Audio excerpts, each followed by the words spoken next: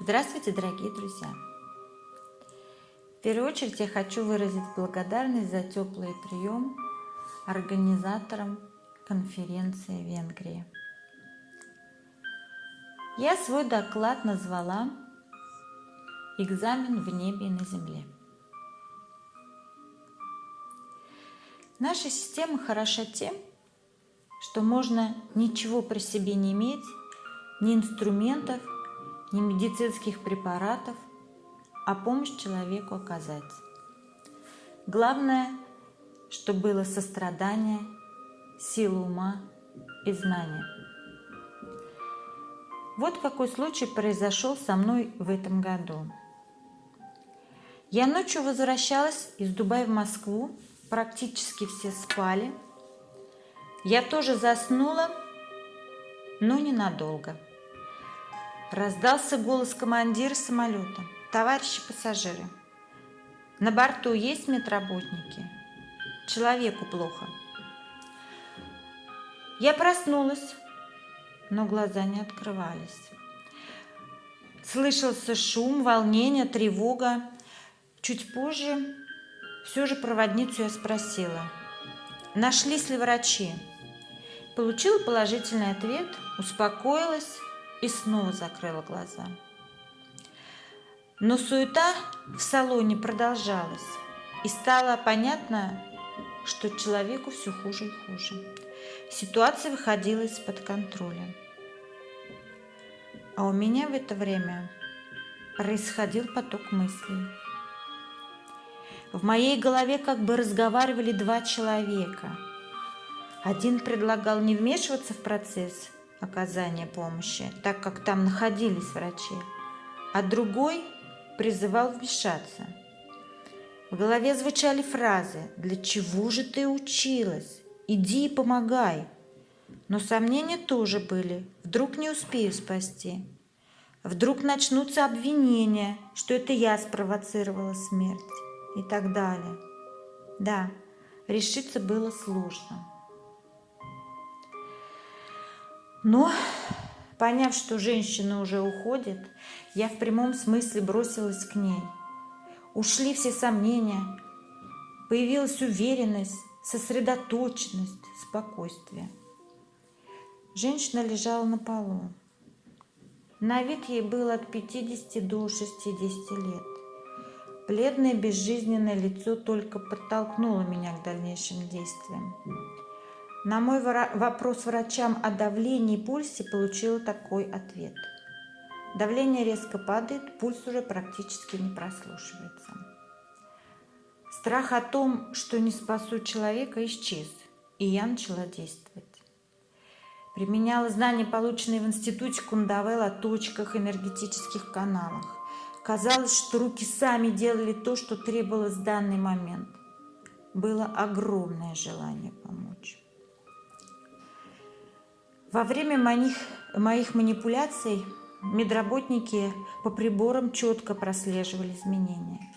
Это было очень кстати, так как это доказывало, что система медицины снова не подвела, и мы на правильном пути. Давление и пульс стали меняться в сторону улучшения. Достаточно быстро женщина очнулась, как будто вынырнула из воды. Показатели пульса и давления пришли в норму. Раздались слова благодарности в мою сторону. Женщина понимала, кто ей помог. Это радовало. Говорила, что ей снова становится тепло. Говорила, хорошо, что ее вернули. Говорила, что очень хочет жить. С чувством выполненного долга я отправилась на свое место. Ощущала, как десятки глаз провожали меня. Но это было не важно. А важно было то, что когда я закрыла глаза снова, внутри меня как бы звучали слова: «Спасибо, мастер, спасибо, Вселенная, спасибо всем за то, что слышите нас и помогаете нам». И так много раз, как молитва, произносилась эта фраза в моей голове. Все Все понимают, что в нашей жизни экзамены могут быть везде, даже в небе. Очень радовало то, что экзамен в небе я сдала успешно. Надеюсь, что и на земле тоже не подведем. Спасибо, мастер, за все. А вот что случилось на земле. Женщина 49 лет обратилась с диагнозом некроз таранной кости. Некроз является тяжелейшим дегенеративно-дистрофическим заболеванием суставов. Он сопровождается процессами отмирания тканей, конкретно костей. Зимой 2016 года она подскользнулась и сломала ногу. В результате этого был наложен гипс. МРТ от 27 ноября 2016 года указывал, помимо перелома, полный разрыв передней таранно-малоберцовой и задней таранно-большеберцовых связок, выраженный отек костного мозга таранной кости, аваскулярный некроз. 8 декабря 2016 года сняли гипс. На данном этапе был сделан УЗИ вен и обследование у флеболога. Был поставлен диагноз острый тромбоз глубоких вен правой голени и признаки некроза. После повторного обследования МРТ был подтвержден диагноз асептический некроз таранной кости. В марте 2017 года было получено направление на ВТЭК для получения инвалидности. Было предложено оперативное вмешательство. Шанс на выздоровление без вмешательства был мал. Но хорошо, что один из хирургов предложил найти альтернативный путь, так как он сказал: операцию сделать недолго, но после нее точно будете инвалидом. И тогда женщина обратилась ко мне. Мы воспользовались этим шансом и начали менять жизнь к лучшему. Итак, женщину привели под руки 2 человека. Она совсем не могла самостоятельно передвигаться. Во время беседы выяснилось, что нога болела в течение 2 месяцев, пока стоял гипс. Женщина описывала свое состояние так: сильная боль в ноге, головокружение, тошнота, предобморочные состояния не давали покоя. Ощущение было, что травмированная нога весит тонну. Часто от боли не могла спать. Но мои жалобы воспринимались как каприз. Врачи говорили, что перелом несущественный, и такие боли я испытывать не должна. Но факт оставался фактом. Человек не исцелялся, а получал дополнительные проблемы со здоровьем. Из-за неграмотного наложения гипса, из-за длительного его ношения было диагностировано артрогенная контрактура голеностопного сустава. После снятия гипса стало очевидно, что возникла новая проблема – тромбоз глубоких вен. Пришлось эту проблему решать с помощью методов китайской медицины и пилюль института Кундавел-Король-Море. Достаточно быстро был устранен тромбоз, после чего уже можно было вплотную заняться некрозом. Нога болела, и на нее мучительно было наступать. На тот момент стоял вопрос об инвалидности и уменьшении кости. Потребовалось 12 сеансов для того, чтобы начались реальные улучшения, ведь кости дольше всех поддаются восстановлению. Лечение проходило всевозможными нетрадиционными методами и с помощью медицины мыслеобразов.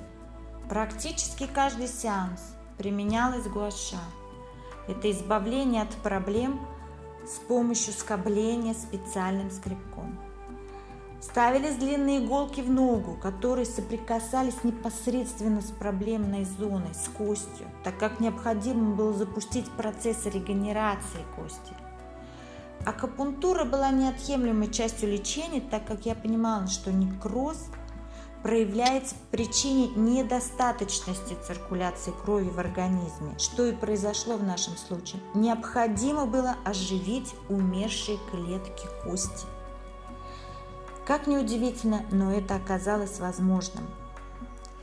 Заканчивался сеанс однозначно длительным удерживанием правильного образа здоровой ноги. В процессе лечения женщина периодически задавала один и тот же вопрос. «Я буду ходить?» На что я шутливо отвечала: «Ты будешь танцевать». В результате мы подружились, и я ее пригласила на свой день рождения, где она решилась потанцевать. И у нее это очень хорошо получилось. Это и явилось прямым доказательством того, что мы победили болезнь. Видео, где женщина танцует канкан, является лучшим доказательством исцеления. Наши Любе на юбилей прибыли 4 красотки варьете. Девочки, под ручки взялись. Колено, нога, колено, нога. Вот вам Черемска помогает, режиссер. А теперь пошла солистка, соло, Варнацкая. Вышла вперед, соло.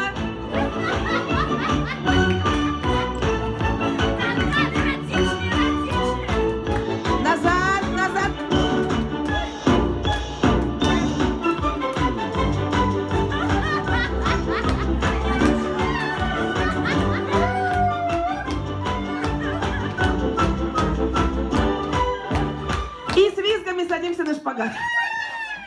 Справки до и после лечения прилагаются. Спасибо мастеру за знания. Спасибо всем за внимание.